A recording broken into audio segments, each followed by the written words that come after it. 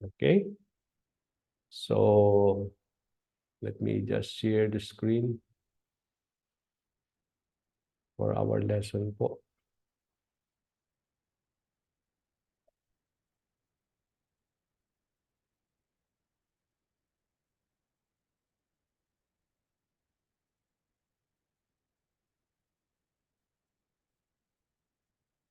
Okay, so purihin ang Panginoon sa buhay ng bawat isa and welcome again to our discipleship training mga kapatid. As what we are doing from time to time, we go to the modules that we are learning so far. At para matrack po natin mga kapatid, saan ba tayo sa ating pag-aaral. I believe medyo napapabilis yung ating pong pag-aaral at this time kasi medyo maiksi yung mga lessons na natutunan natin so far no dito sa ating module 2. But for us to be aware kung saan po tayo sa ating module at this moment, meron po tayong 4 na module na gusto nating makomplete. And I hope and I pray sa aking pagpunta dyan, no? We will able to maximize more my time and our training. Kung paano natin po ito gagawin, we will try to organize and so that we are able to learn. And sabi nga natin, magkaroon tayo ng proper, sabi nga natin, hindi lang ma-maximize natin yung ating time, but also we will able to learn more at that particular time where I will be there physically. Okay, sa ating module 1, we want to know about how we need to pursue Christ. And from those module, may 6 po tayong natutunan: the gospel, repentance and faith, assurance and salvation, assurance of salvation, abiding in the word, part 1 and part 2, and then we talk about everything about prayer. Okay, sa module 2 naman, it's all about loving God, no? From pursuing Christ, how we are called to pursue the Lord. But now, not only we are called to pursue, but we are able to love the Lord. And to show our love for the Lord, it is important for us and necessary for us to learn itong 6 na topic na nakapaloob po dito sa module na ito. It's all about attributes of God, part 1 and part 2. Sabi ko nga, napaka-importante na malaman natin ano ba yung attribute ni Lord or what is the nature of God. And as we know about the Lord and everything concerning about Him, His character and His nature, the more we will able to love Him and experience Him in our lives. No, one way that we show our love for the Lord is not only to delight in God. No, natutunan natin how is it really to delight in the Lord. Also, we learn about how we are called to show our love when it comes to our obedience, kaya obeying Jesus Christ, and then overcoming temptation, and then walking by the Spirit. To love the Lord is to obey, to overcome our temptation, and to walk by the Spirit of God. Sa module 3,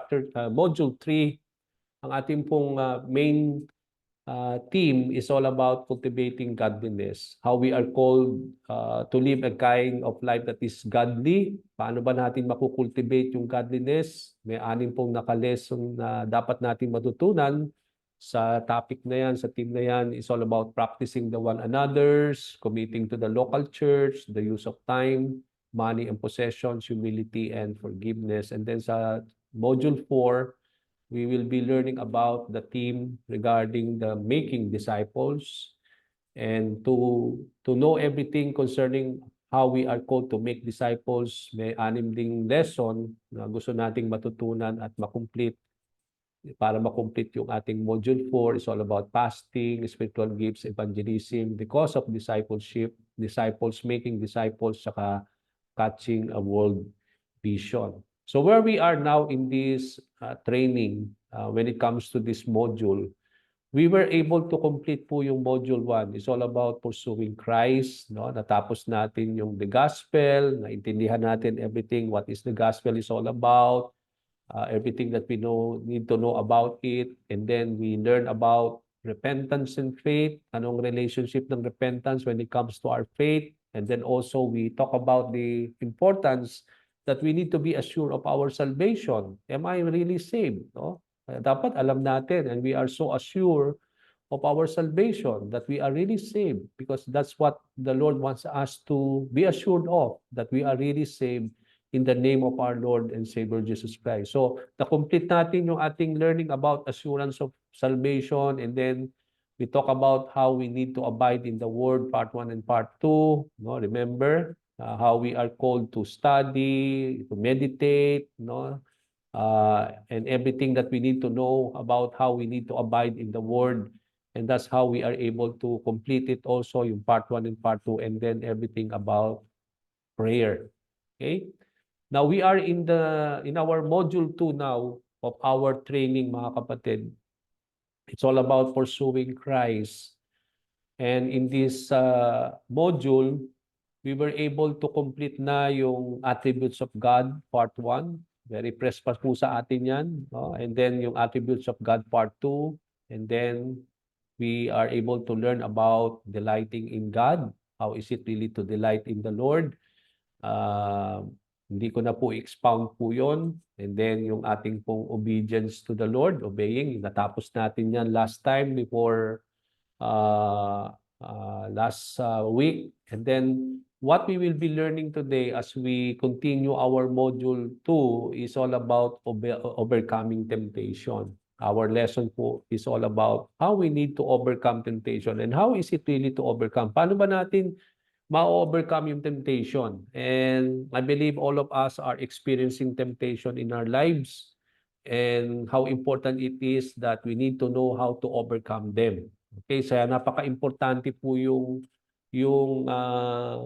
topic na ito because to pursue Christ, hindi ito kadali. Okay? Hindi ganun kadali to pursue, to follow the Lord because there are a lot of things that hinders us to pursue the Lord, to follow Jesus. At isa sa mga nagiging hadlang sa ating buhay, mga kapatid, is yung when we talk about yung temptation of how we are being tempted by our sa ating buhay, and most of the time we are tempted to do something against the Lord, no, something to do that is not right before God. And that's why dito nating malalaman saan ba galing yung temptation, why we are being tempted, and how we are able to overcome them, no? We are being tempted because of our sinful flesh, because of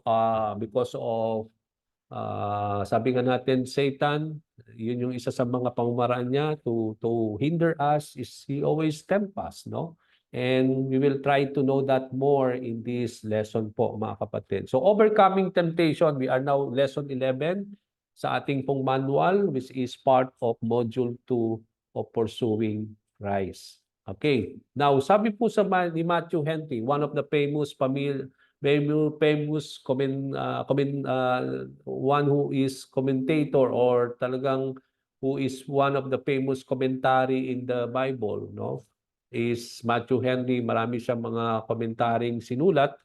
And sabi niya, we have no sufficient strength of our own. All our sufficiency is of God. We should stir up ourselves to resist temptation in reliance upon God's all sufficiency and the omnipotence of His might. Okay, so here, very briefly lang, mga kapatid, as what Matthew Henry says, that when we talk about ourselves as believers in Christ, even though we are in the Lord, the fact na sinasabi niya that we have no sufficient strength on our own. No? Ibig sabihin, when we talk about our strength, there is no sufficient strength of our own. Meron man tayong strength, pero it is not really sufficient. Okay? Pag sinabi nating sufficient, ibig sabihin, it is more than enough that can see us through. But then, when we talk about strength on our own, there's no such kind of sufficiency, no? We are not sufficient, no? There's no sufficient strength on our own.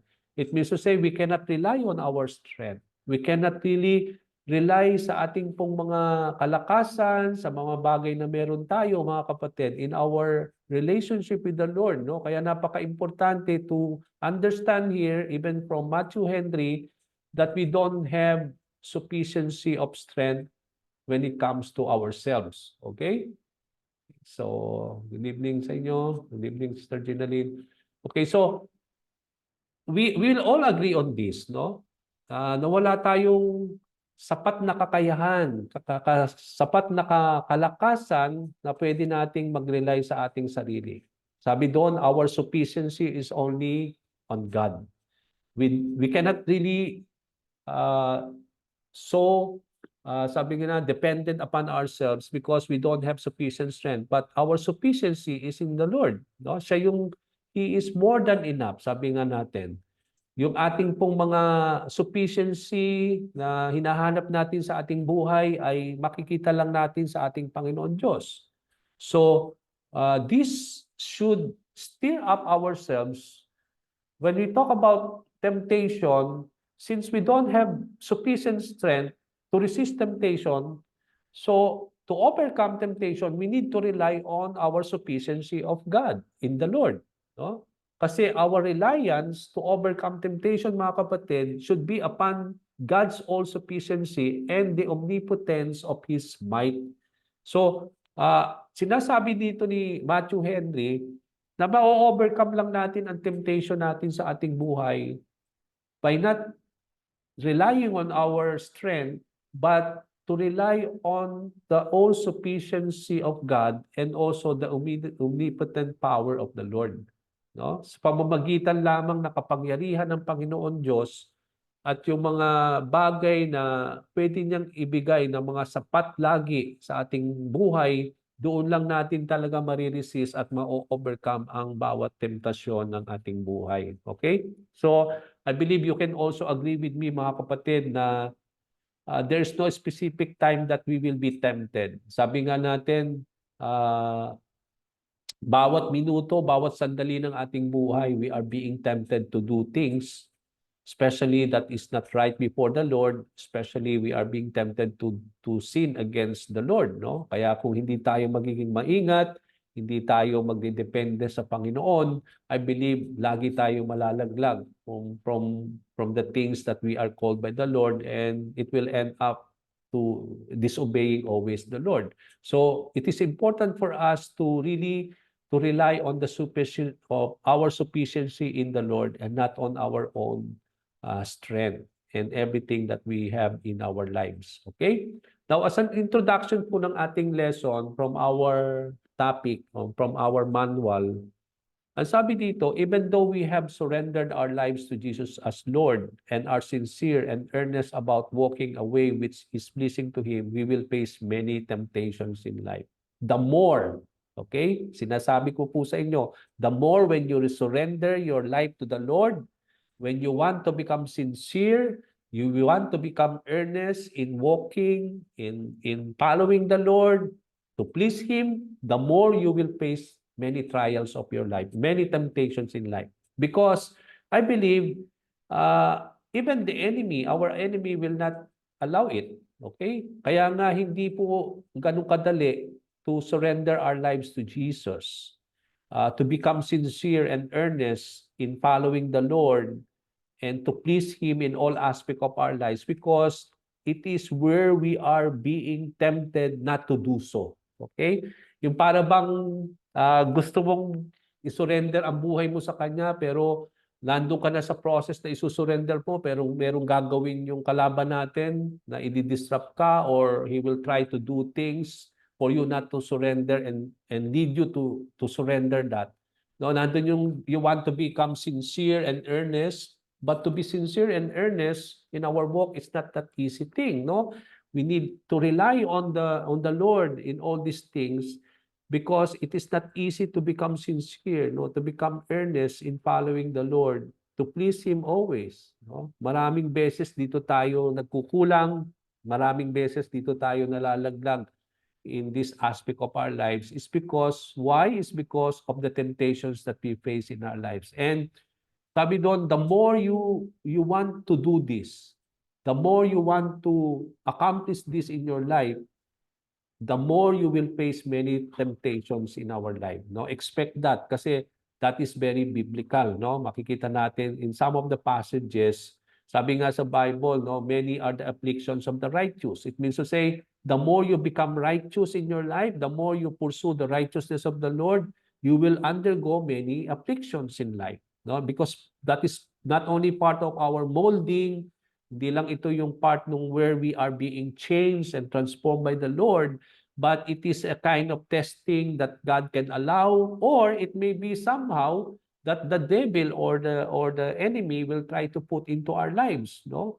that there will be cases that He will afflict us or put us into a situation to disrupt us, no? And that's why we need to really admit that as we come to pursue the Lord, as you continue to pursue Christ, the more you desire to pursue the Lord, the more you want to please Him, expect that the enemy will not be satisfied by that. He will work double hard not for you to achieve that in your life. Okay? Hindi niya yun hahayaan talaga because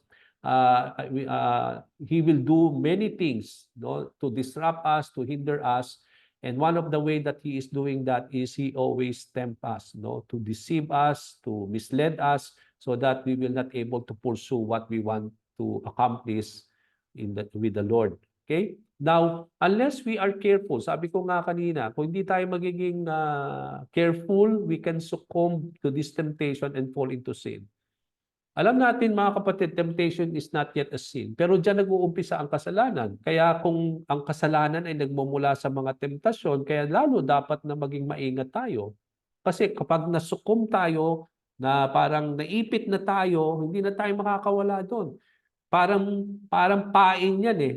Parang bait yan that when you are in the bait, hindi ka na makakawala doon, no? Kaya don't put yourself into that bait where you will be succumbed and you will not able to release yourself from it and it will lead you to fall into sin. Kaya kung dapat maging careful tayo sa mga bagay na yun, kung alam natin na mahina tayo sa ganung bagay, hindi na tayo pupunta doon. Hindi mo na ilalapit mo yung sarili mo doon sa sitwasyon na yun na alam mo mahina ka. No, para bang you are taking risk and at the same time you are testing God, no? Kapag alam natin na doon ang kahinaan natin, no, don't succumb yourself to those situations and to these areas na alam natin na doon tayo mahina.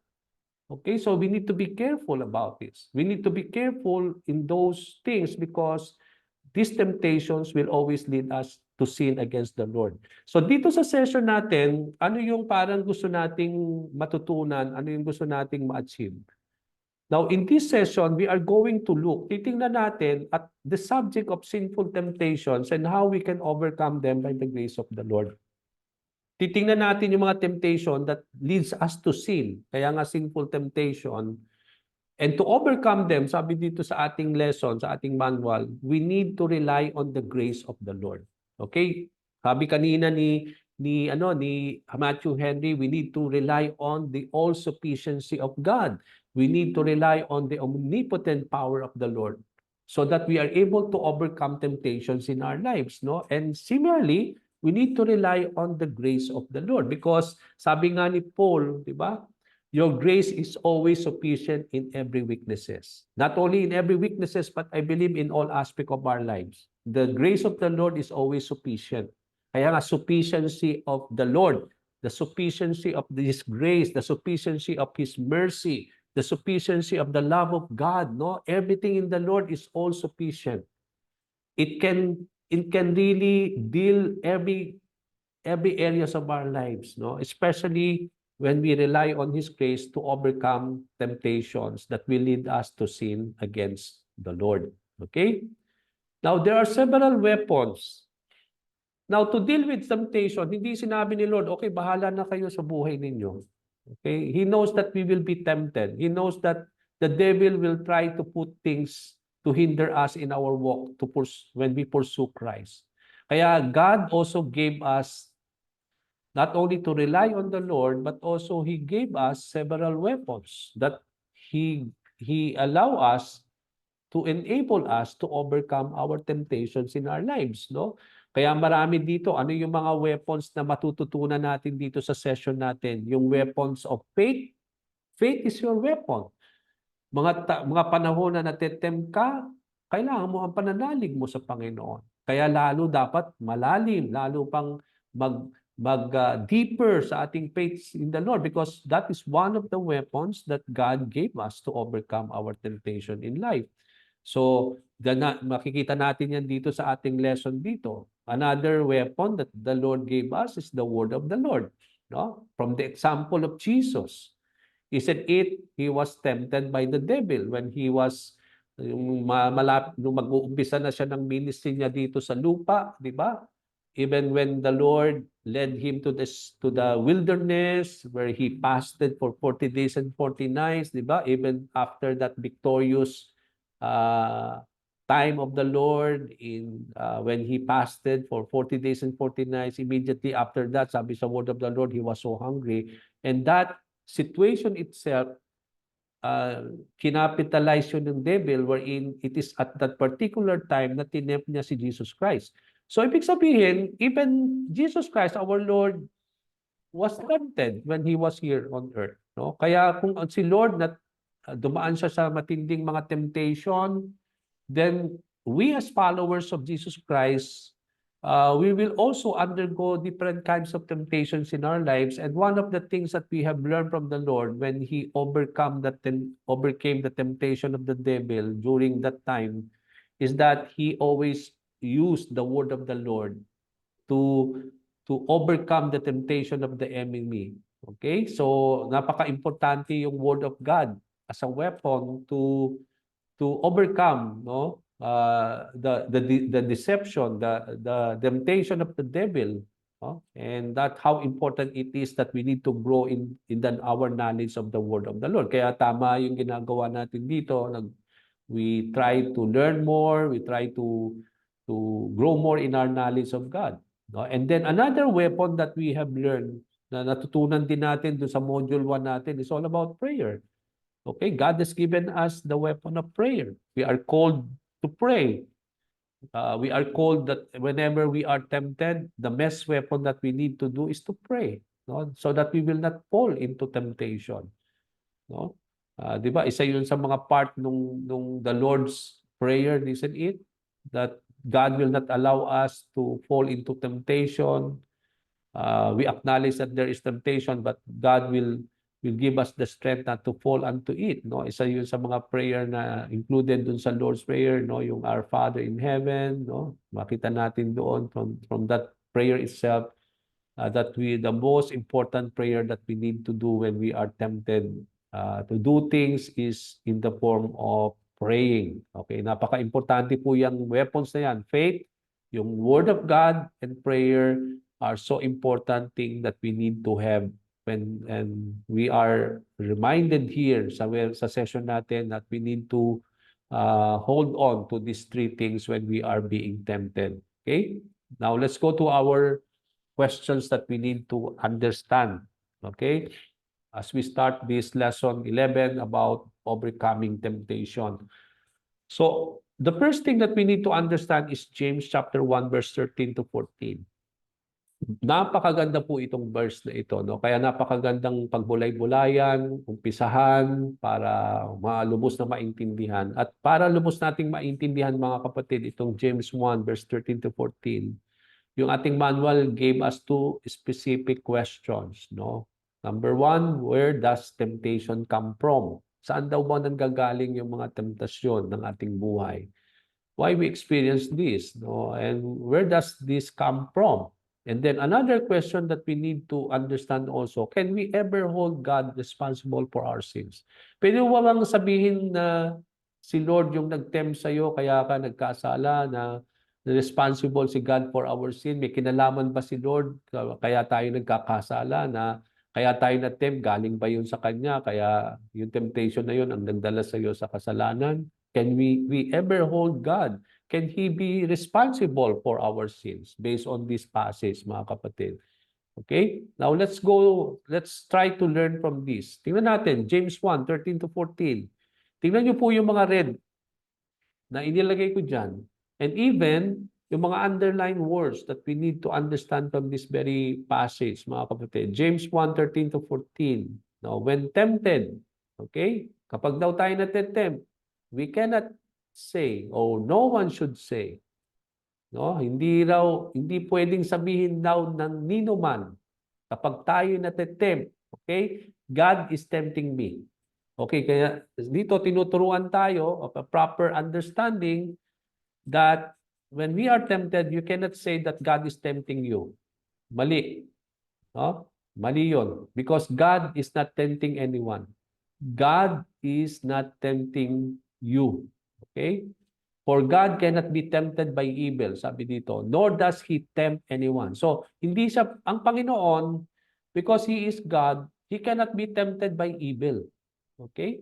And because of that, He don't even tempt anyone. No? In His dealing with us, He doesn't tempt anyone. Hindi siya tinutukso, wala siyang tinutuksong tao, no? Pag sinabing tempt sa temptation, tukso, 'di ba sa Tagalog. So kapag tayo ay natutukso, hindi natin pwede raw sabihin na ito'y galing sa Diyos, na ang Diyos ay tinutukso ka para gumawa ng mali o nililid ka na magkasala, because temptation is not from God. He never tempt anyone, he cannot be tempted by evil. Now, kung hindi ito sa Diyos daw, saan galing? Okay? Sa verse 14. Ang sabi dito ni James in Santiago, but each one, kung hindi galing kay Lord, na hindi siya nagtutukso ng ninuman, saan galing yon? So, sabi dito, but each one is tempted when? Kailan? By his own evil desire, and he is dragged away and enticed. So dito pala, makikita natin mga kapatid, one of the source of our temptation based on the writing of James is that it is from our own evil desire. Doon nagsisimula yung temptation.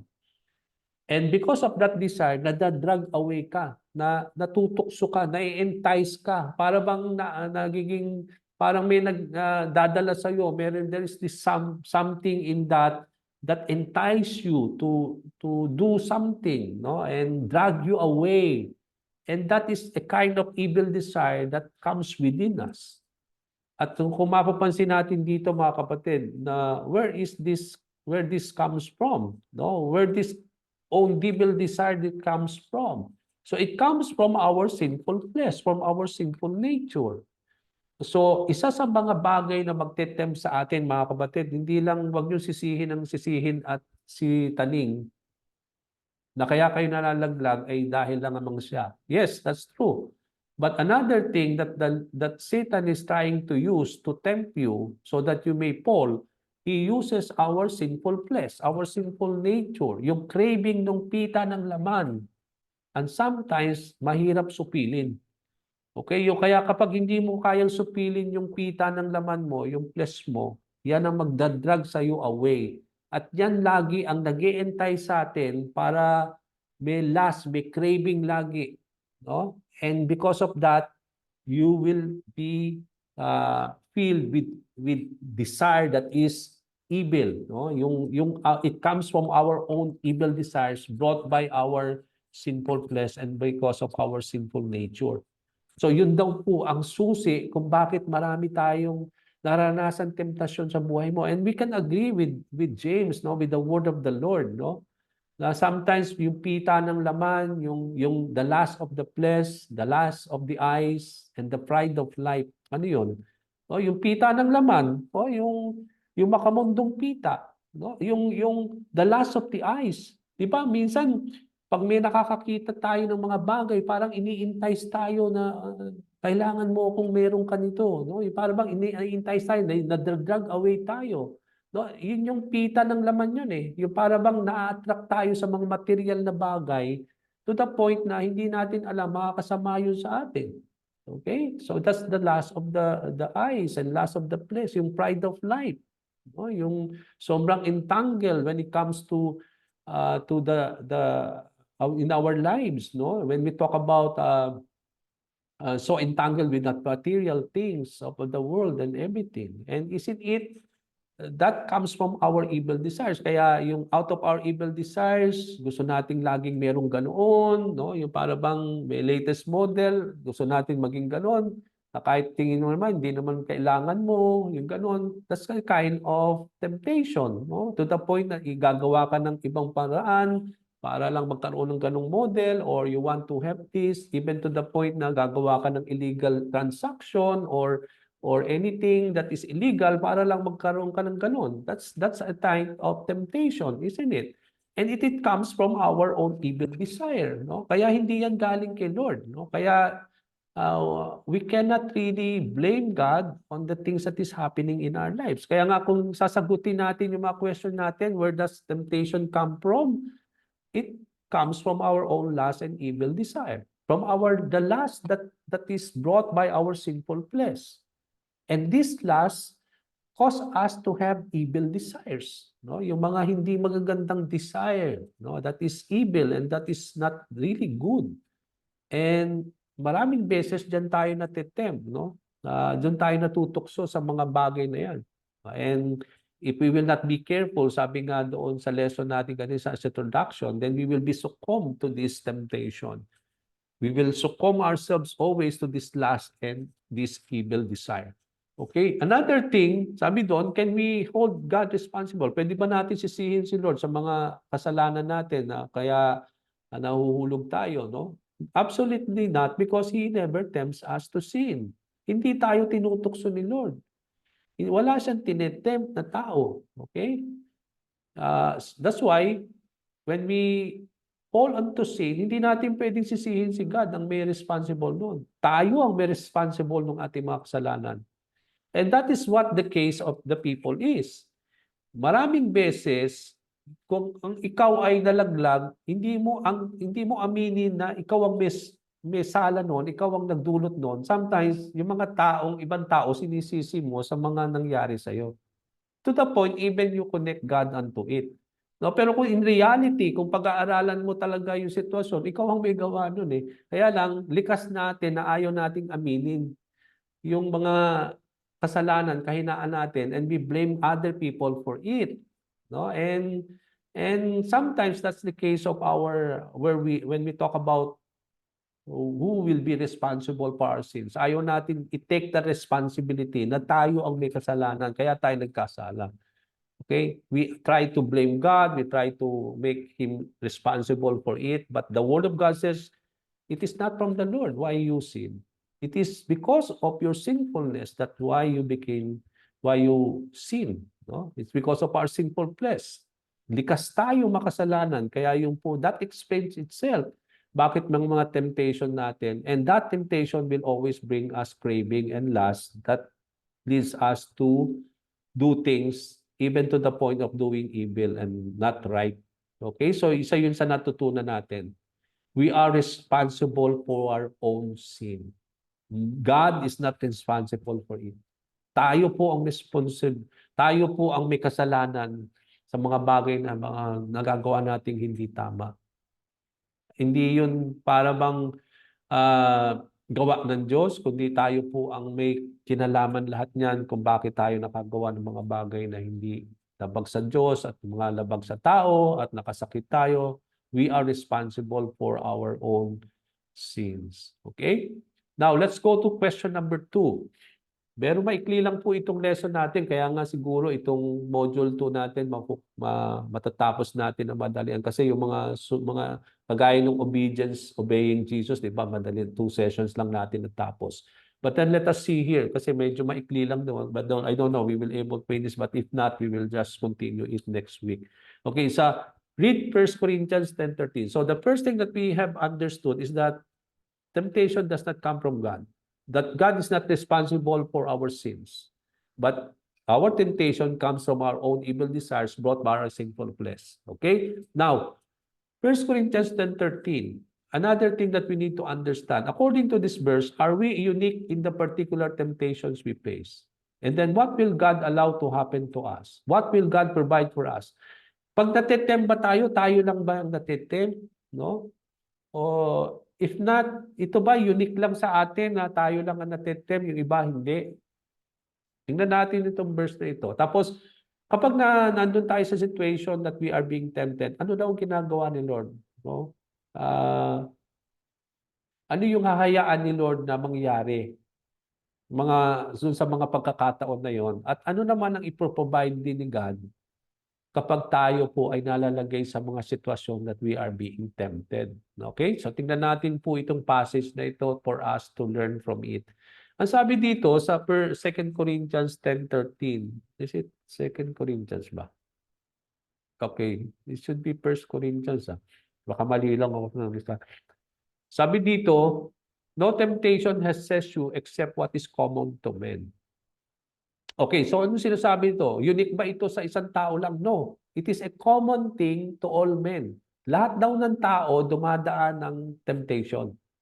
So, no temptation has seized you except what is common. Very common yun. So, lahat ng mga nangyayari at mga na-experience natin when we are tempted, the same thing na-experience ng ibang tao. So, it is not just unique unto you, but it is a very common thing that all people will experience, no?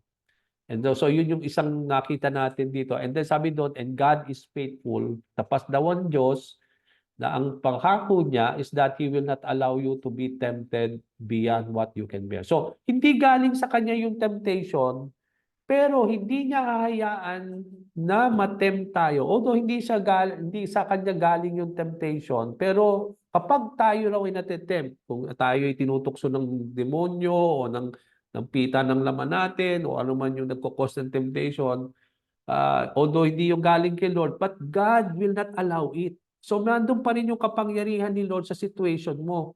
He will not allow yung tempter o yung nagkakos sa iyo to be tempted to do things that is beyond what you can bear.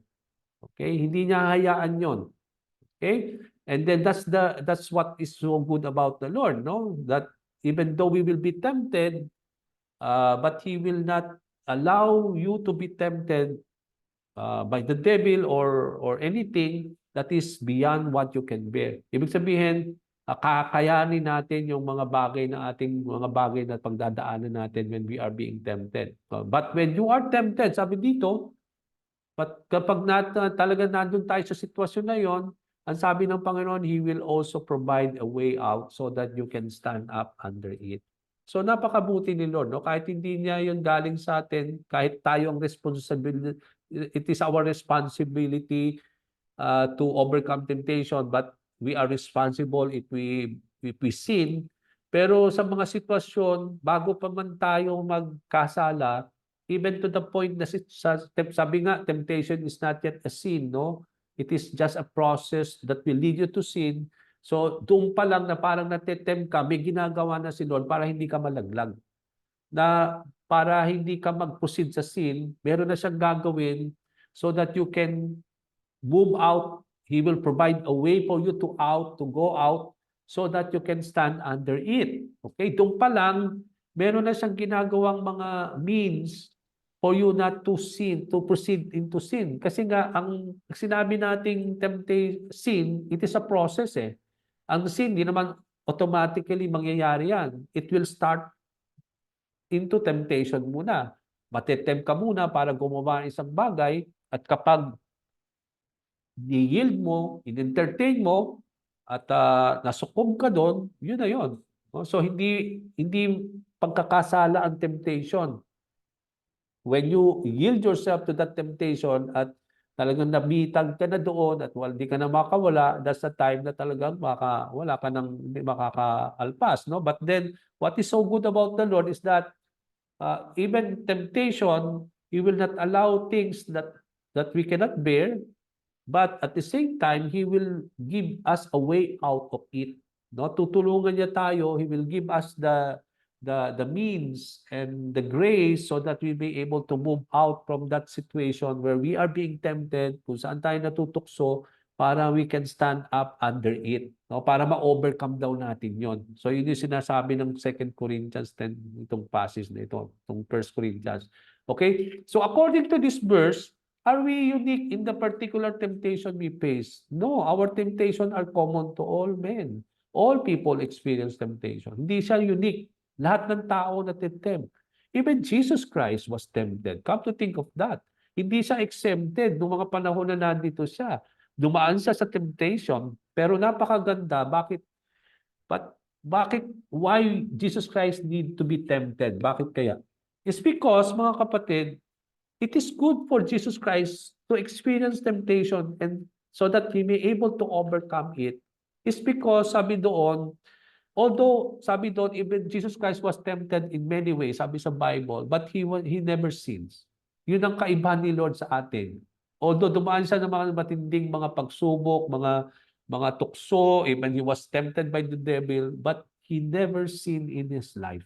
Okay, hindi siya nagkasala. Yun lang ang pagkakaiba natin doon. Kaya lang, ang sinasabi ng word of the Lord is that every man will experience temptation in life, no? Kaya nga napaka-importante na hindi lang ikaw ang dadaan sa mga tukso na ganito, but then we are all, it is just a common thing that that people will experience. And I think it is not a unique thing that only a particular people will face, no? But it is something that a person will always experience, especially sabi ko, no, when you are in the Lord. The more we expect that we will be tempted, no, because you are now in the Lord.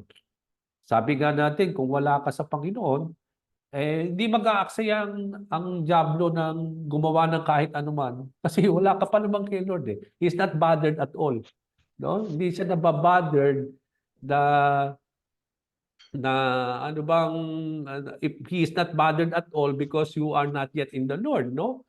But hahayaan ka lang niya kasi wala ka naman pa sa Panginoon. So although he is still tempting the people to remain in that situation of their lives, but the more we will be tempted when we are in the Lord, no? The more expect people, the more we will expect that we will be tempted in many ways, no? Especially out of our sinful flesh, our sinful nature, sabi nga natin, and especially our enemy, the devil, will always try to do things to tempt us, to disrupt us, to hinder us in our walk as we pursue the Lord Jesus Christ. Okay? Now, what will God allow to happen to us? Sabi doon, to be tempted beyond what we are able. Hindi niya hayaan daw yung mga bagay na matutukso tayo na hindi natin kakayanin. Okay? Even at that particular situation na hindi ka pa nagkakasala, nandun na yung grace ni Lord, nandun na yung power ni God.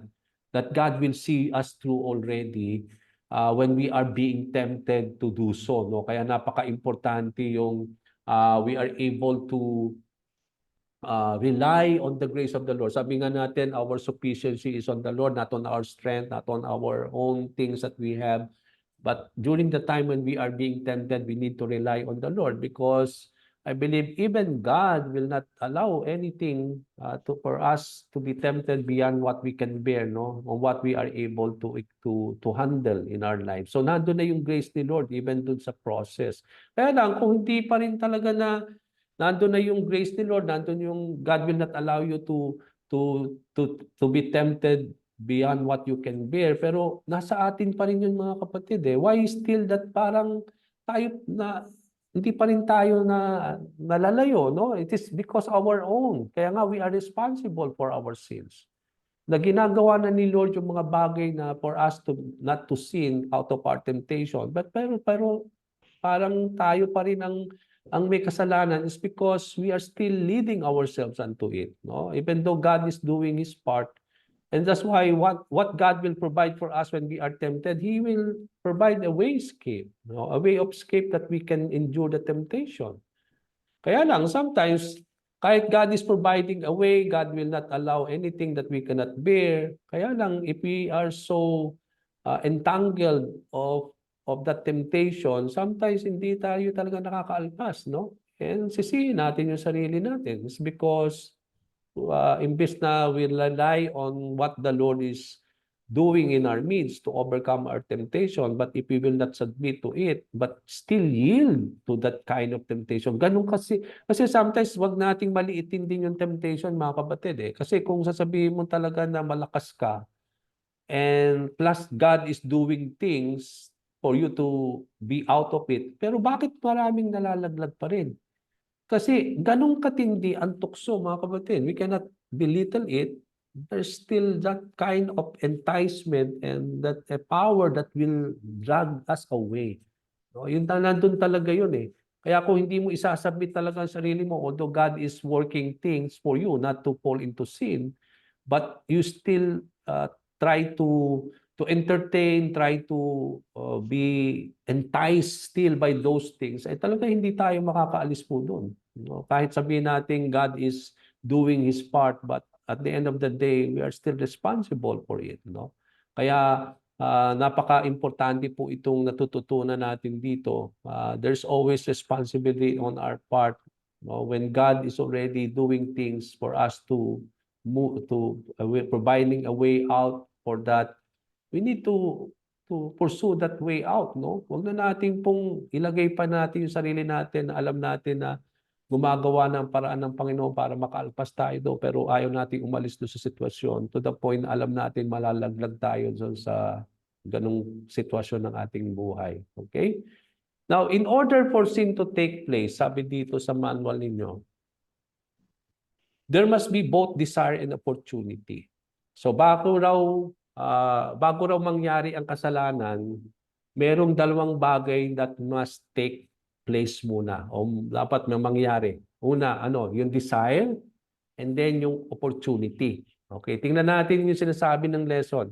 So kung wala palang desire, hindi mag-proceed sa sin eh. Kaya nga sabi nga natin, di pa sabi sa James, it is not God who is tempting you, but all these things comes from your own evil desire. So, ang pinanggagalingan pala dito ay yung unang-una, why sin takes place is because of that desire.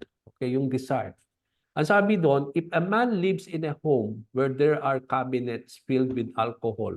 Okay, tingnan niyo po, kunyari ikaw nakatirang ka sa isang tahanan na lahat ng cabinet ng bahay mo ay punong-puno ng mga alcohol, mga drinks. Okay, na hard drinks, okay? Mga filled with alcohol. Okay? Ngayon, pero ang sabi dito, but you have no desire to drink. Okay, kahit ilagay mo yung sarili mo sa isang room na punong-puno ng alak, pero kung wala ka naman daw desire na uminom, okay? He will not commit the sin of drunkenness. Tama naman, di ba? Okay, yun nga yung sinasabi kong sitwasyon, mga kapatid, no? Kahit ilagay mo yung sarili mo sa isang area na talagang alam natin ay parang pwede kang matempt or everything, pero kung wala ka naman desire on those things, in that particular thing, you will not able to commit such kind of sin. Okay? Likewise, sabi dito, okay, if he wants to drink but can't get any alcohol, he will commit the sin of drunkenness. Okay, come to think naman, tingnan mo, kung gusto mo, ito naman taong ito, okay, gusto niyang uminom pero wala naman siyang alcohol sa lahat ng bahay niya, wala naman siyang matagpo ang alcohol sa tahanan niya, he cannot get alcohol, he will still commit the sin of drunkenness, no? So sabi dito, even he wants to drink but he cannot find that alcohol inside the house. So ano doon, he will still not commit the sin of drunkenness. So hindi pa rin siya makakakommit ng sin is because kahit may craving, kahit may desire, pero wala naman yung desire na yun sa isang lugar na kung saan siya naroon, hindi pa rin siya malalaglag. Hindi ba? Okay, so dalawang sitwasyon po yun, no? Na merong punong-puno ng alak yung isang lugar, pero hindi ka namang umiinom o wala ka namang desire para uminom, so useless din lahat yon. Kahit puluin mo yung kwarto na yan ng iba't ibang alak, hindi ka malalaglag or sin of drunkenness. Ganun din naman, na kung ikaw naman ay may desire para uminom, pero you cannot get alcohol, so you will not commit any sin of drunkenness. For example, noong mga panahon in those times sa Saudi, di ba, alam natin, bawal uminom, wala ka namang matatagpuan na alcohol. Even though you want to drink, you will not fall into sin of drunkenness or fall to sin of drinking alcohol kasi wala naman talaga kayong mabibili, wala kang matatagpuan na alcohol. So, even though you have that desire, pero wala naman doon yun sa sitwasyon mo, and even though nandun ka naman sa sitwasyon, pero wala ka naman desire of it will not lead you always to do things that is not right. Now, one way of escape from temptation is, so yung desire is so important. Okay, kapag may desire daw tayo at yung desire natin na yon is something na pero iba naman kapag yung may desire ka, tapos yung desire na yon ay nandun ko sa sitwasyon na nandun yun, then you will really fall into that kind of out of the desire, you will able to fall into sin. Okay?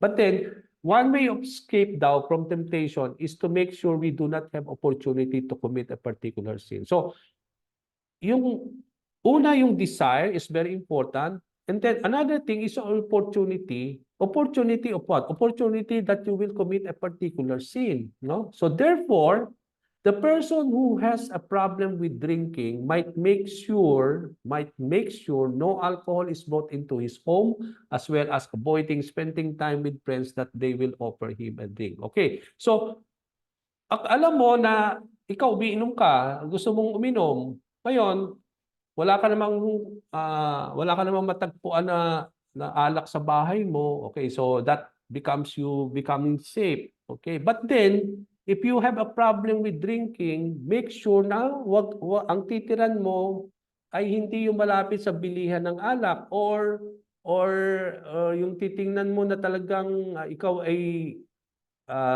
drunkard ka, is that you will put yourself into a situation na marami kang mabibili, or something that you can easily get alcohol, then it's not opportunity. So that's opportunity, hindi yun opportunity, mga kapatid. It's for opportunity that you will not put yourself into a situation that you will commit a particular sin, no, out of that desire.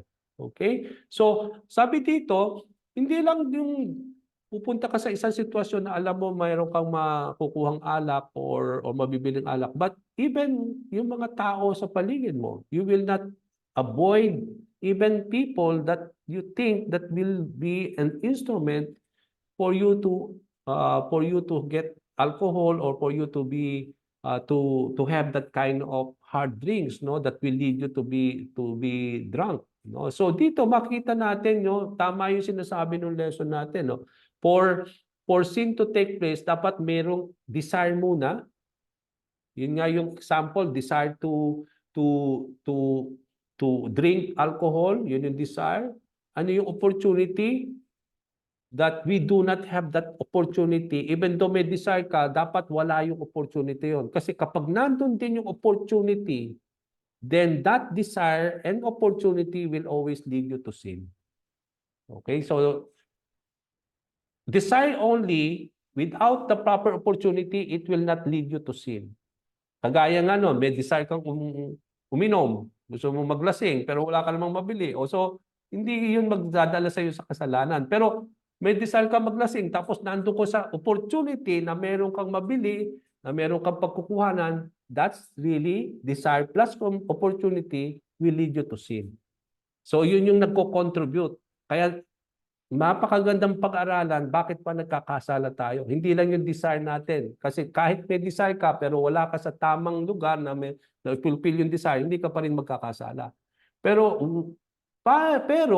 ang problema is that wala ka ngang doon sa sitwasyon mo na yon, na wala ka doon, may desire ka, pero anong ginagawa mo? You go to that place to have the opportunity. Ikaw ang naglalagay sa sitwasyon mo.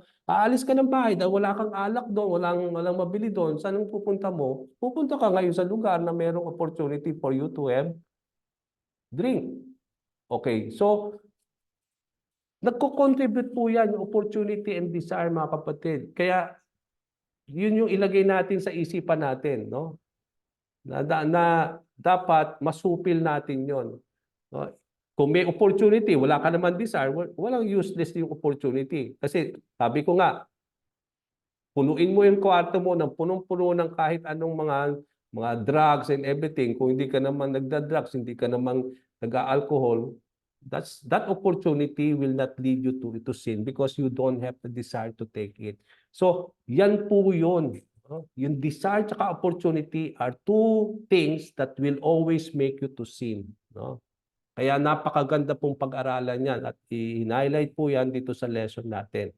Okay? A young couple might decide not to spend time alone where they may be tempted to compromise their sexual purity. On the other hand, the Lord in some cases removes the desire and sinful activity. Okay? Now, if you are a young couple, mag-asawa kayo, bagong kasal lang kayo, no? Sabi dito, you might not decide to spend time alone. Kasi bago pa lang kayo eh. And that's the right thing not a right thing for a couple who is newlywed na maghiwalay kagad for a person to go. Kunyari, iwanan mo yung bagong kasal mo na asawa kasi babalik ka sa trabaho mo sa ibang bansa. That's also a compromise. You are compromising your sexual purity as husband and wife kasi you are putting yourself into temptation. Come to think, lalo tigit sa lahat yung yung situation wherein you are just truly wed, no? And then come to think you will leave each other, and then you will travel into a place that you will become alone and your wife also will become alone. Then there's a temptation out of it, mga kapatid. You are putting yourself into a kind of situation where you will be both tempted, that there will be cases that you will be compromised. Hindi lang ito young couple na parang bagong kasal. Even for how many years people have been wed. Even kahit sabihin natin may anak na, mga kapatid, no? Ilang taon na kayo sa relasyon ninyo sa inyong mga asawa, but then bakit nandun pa rin yung sitwasyon na nalalaglag ang iba, no? Nagkakaroon ng mga extramarital relationship, na to the point na nagko-cause ng broken marriage, no? So that's something that what temptation is doing in our lives, mga kapatid. Kaya it is not something that we try to take it so lightly, mga kapatid. And even though we will be tempted to do so, no, especially in those times when we are spending time alone without our life partner in our lives, no. Kaya lang, considering naman that the Lord, sabi doon, God will not provide things for us to make a way, not to move out from those situations. Sabi doon, on the other hand, the Lord in some cases removes that evil desire and sinful activity. Inahayaan niya na He has the capacity to remove that desire in you to commit a sinful act, no? When you are put at that into a situation where you are being tempted. Kaya yung sinasabi sa 1 Corinthians that when you are tempted, God will make a way for you to stand unto it, no? He can remove that desire. Pwede niyan tanggalin yung desire na yan, no? Yung na sometimes it is out of our evil desires, no? He can remove those desires so that we will not fall into that sinful act of committing sin against the Lord. Okay? Kaya nga napaka-importante po 'yon. Some new Christians are sometimes completely delivered from the desire for drugs and alcohol as soon as they are born again, even though they were addicted to these substances beforehand. Tama 'yon. Bakit sa tingin ninyo, no, ang isang tao nalaglag sa droga, sa being so drunkard before, but then when they found the Lord, they were able to be born again, nagsisi, nagbalik loob sa Panginoon, no? Even though they are so addicted to those things before, no? Nakita natin that they are completely delivered by God, no? God can remove us from those desires if we are willing, if we will submit those desires to the Lord, mga kapatid. Even addiction can be dealt with by God, no? Kaya nga, ang addiction, hindi lang yan drugs, no? You can be addicted to something, no? Pwede kang addicted sa mga mobile, addicted ka sa mga bagay na talagang matindi ang attraction sa iyo. It can be a form of addiction. Pornography can be an addiction. No, anything can be an addiction to us. If you are so entangled by it that you cannot move yourself away from it, without it, addiction po 'yon, mga kapatid. No, kapag mayroon kang isang bagay na parang ayaw mo mawalay, na hindi mo kayang mawala 'yon, that's a form of addiction. And that's something we need to be careful with as well. So, an addiction, hindi lang yan drugs and everything. It can be anything that will really harm us, no, in our lives, no. But then, what is so good about the Lord is that He can remove those desires, no. Yung longing, yung desire for it. When we submit it to the Lord, when we are born again in the Spirit, But then, however, there will probably many situations in your life where you will have to choose another way of escape because the desire and opportunity are still present. Kaya nga, sabi dito, okay, na born again ka, God can remove that desire. God can really remove this addiction. Pero if we will not be careful as believers in Christ, kahit sabihin nga natin, di ba, may mga situation that even pastors fall into illicit relationship. Very renowned pastor today, nakita natin, very famous. They move out from ministries because they fall into that kind of situation, no?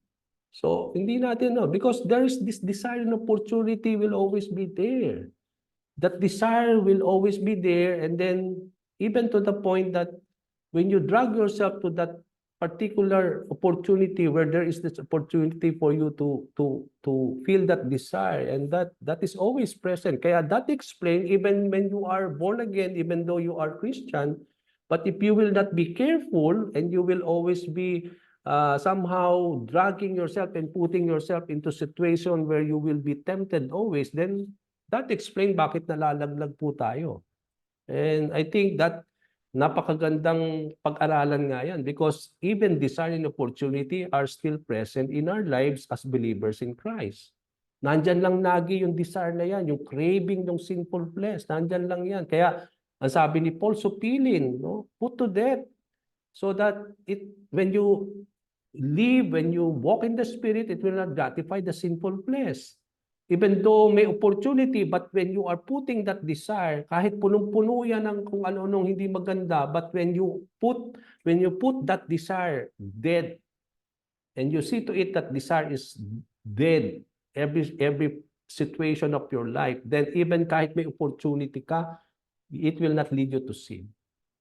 At napaka-importante. Even naman na kahit may desire ka, but you don't drag yourself to that opportunity, hindi ka magkakasal. But ang masama, may drag ka, wala ka sa sitwasyon ng opportunity na to deal with that desire. Pero ang ginagawa natin, pupunta tayo doon sa may opportunity para ma-feel yung desire. That's our yun yung kaya tayo nalalaglag, no? So dalawa ito, no? Kaya nga kahit present ng isa hindi mapupulfill. Pero ang dapat dalawa ito na kapag itong dalawa ay present, yung desire opportunity, sigurado mga kapatid, if you are not strong enough in the Lord and you will not rely on God, then you will be succumb to that kind of sin. And we will fall into temptation of sinning against the Lord. Because of that both thing, yung desire and opportunity.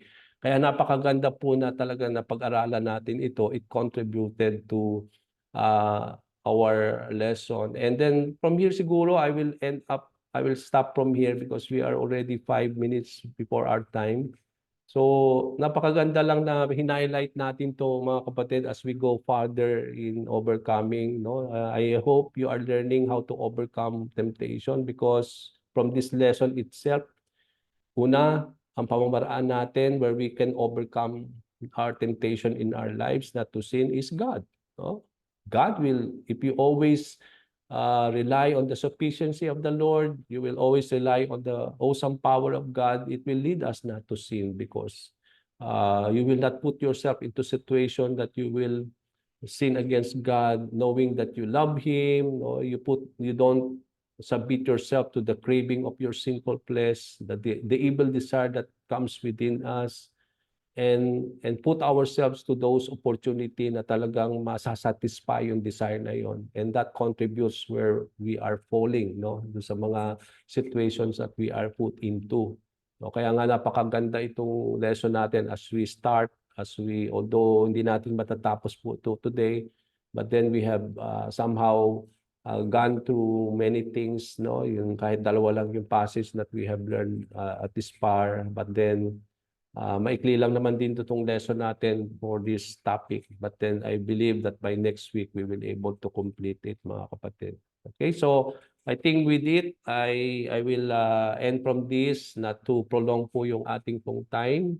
Okay, so I hope you are able to gain learning tonight, even though medyo hindi natin po na-complete po. But then we will try to continue po on our next meeting. Okay, so let me just stop from here and then let me stop po yung ating pong recording. Okay.